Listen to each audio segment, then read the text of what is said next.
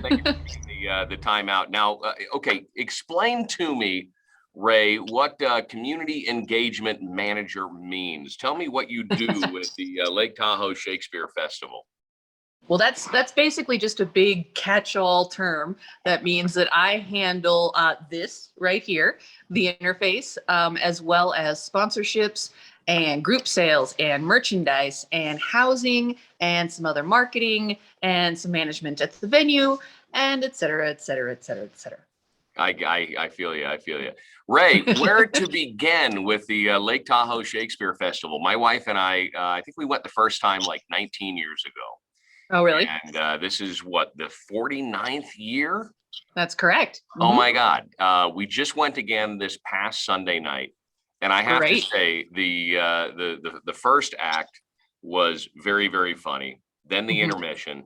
And then we came back, and of course, the wine was kicking in at that particular point. And I swear to God, we were laughing till tears rolled down our face. And it's just three people, although there's a lot of ad lib. It's very, very topical and culturally significant right now. Tell me a little bit about the show and how this year's The Complete Works of William Shakespeare came to be.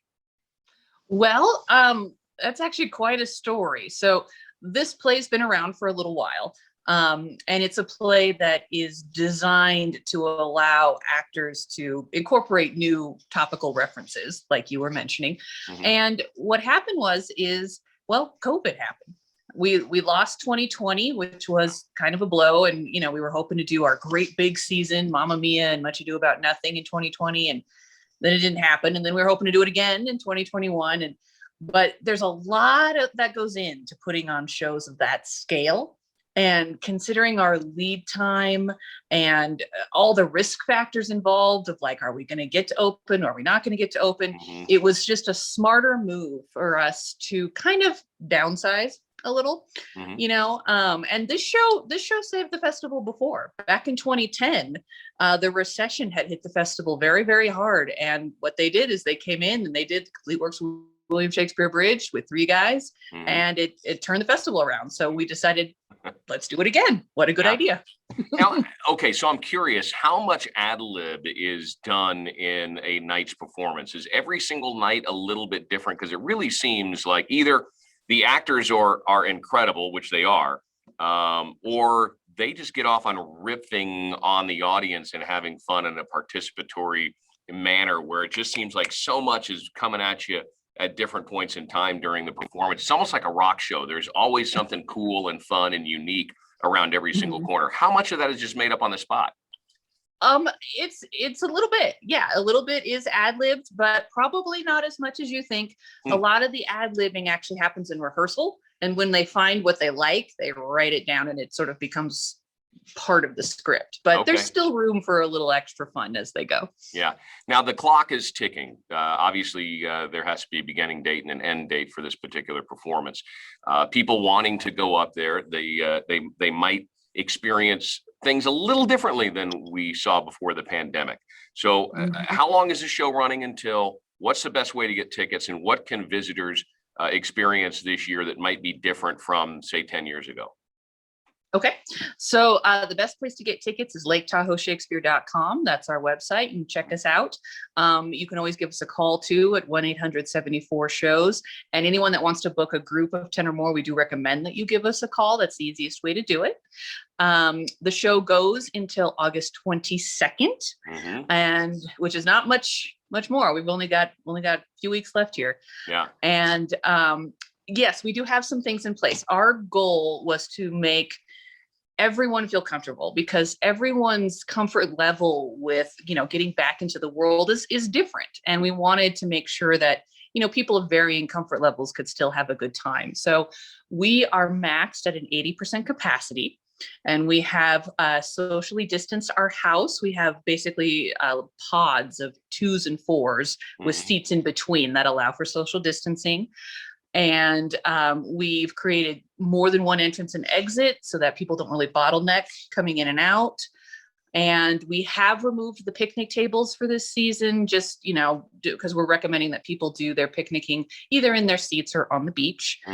You can still get food on site, but it is pre-made And we highly recommend you pre-order it because it is pre-made. It Right. helps our kitchen know what to bring up. Yeah. And you can do that online when you buy your tickets, but you are also welcome to bring in food or drink or order when you get there, and we have a full bar. Yeah, we were able to bring in a nice chest and a nice bottle of wine, and we had the tri-tip salad, which, can I just say, I really recommend it if you're a tri-tip fan. If you like the red meat and you want to also be kind of healthy, the tri-tip salad is the way to go, man. That was stellar. And Good. again, you had mentioned the social distancing pod, so literally there was kind of a stanchion in the seat next to my wife and myself to keep that distance. So we felt very, very safe. Still being in a bit of a crowd, but it's outdoors. And man, just what a great time. Now, the performances run Tuesday through Sundays, and then Monday, Tuesday, you guys have the Reno Jazz Orchestra or the Philharmonic or something like that. Is that all correct? That's right. So Tuesday through Sunday is our show, The Complete Works Shakespeare Abridged. Monday nights, we, let the actors have a night off because, you got to do that. Mm-hmm. And then we rent out our venue to our partners in the arts. And that includes the Reno Philharmonic, the Reno Jazz Orchestra. And we have a great Northern California band called Mumbo Gumbo coming up. But those sell out really fast. So if you're interested in tickets, you have to get on that very quickly. Okay. And Ray, one big shout out for the actors that are participating this year, because I haven't noticed a lot of press on them. Who exactly are the creatives that we see up on stage there?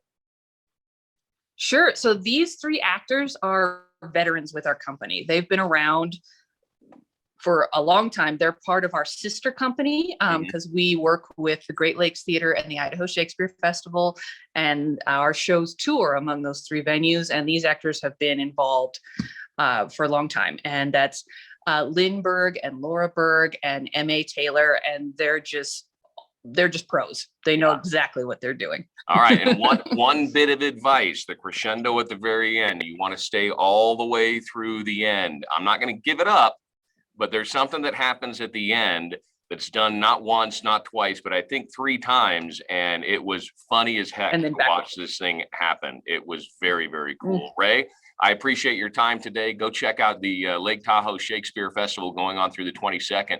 It's a hell of a good time. Make sure you call in advance to get those reservations set up so they can make sure you're squared away. Thanks for your time today. Absolutely.